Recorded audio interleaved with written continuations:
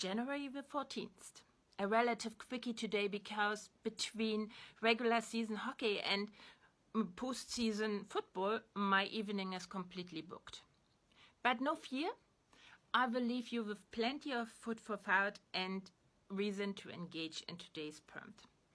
So, the problem with tracking changes in the wiring of our brain through time is not only that we, even today, have only scratched the surface of how the brain works.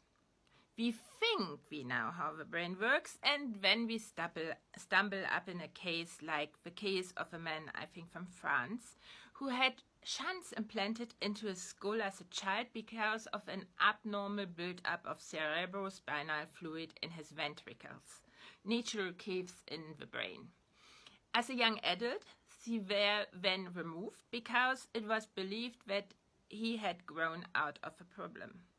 For decades he lived a normal life, with a job and everything.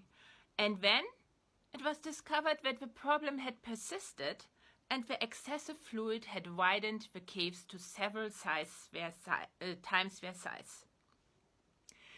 But there's the skull, and it doesn't let the brain go anywhere.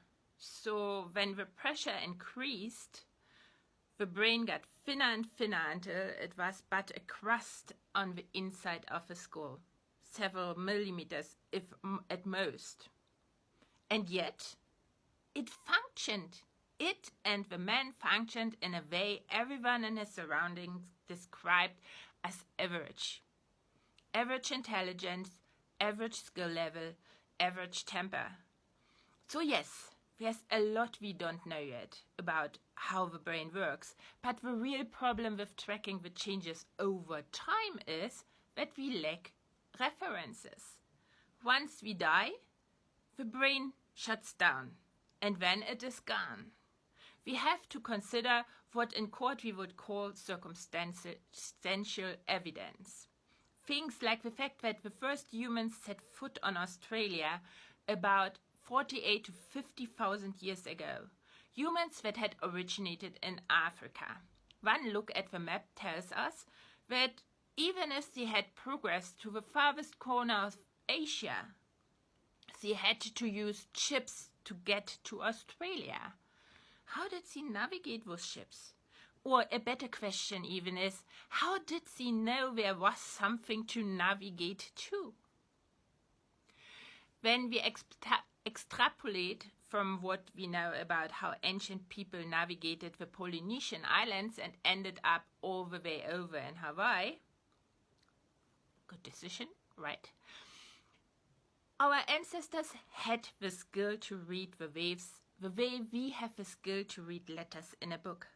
Incredibly nuanced differences told them about the bounce back of islands hundreds of miles away. This skill needs circuits in the brain that connect several different areas, as complex as the circuits reading creates in our brains. And we have lost them today. It's a cautionary tale again about incredible skills that we can lose once we neglect them. But what I also see in it is the suggestion that the course of a human trajectory isn't set in stone. It is filled with far more playful possibilities than we tend to assume. It's all a question of focus and training, of challenging our brain. Make a habit out of it. Show up and do it daily.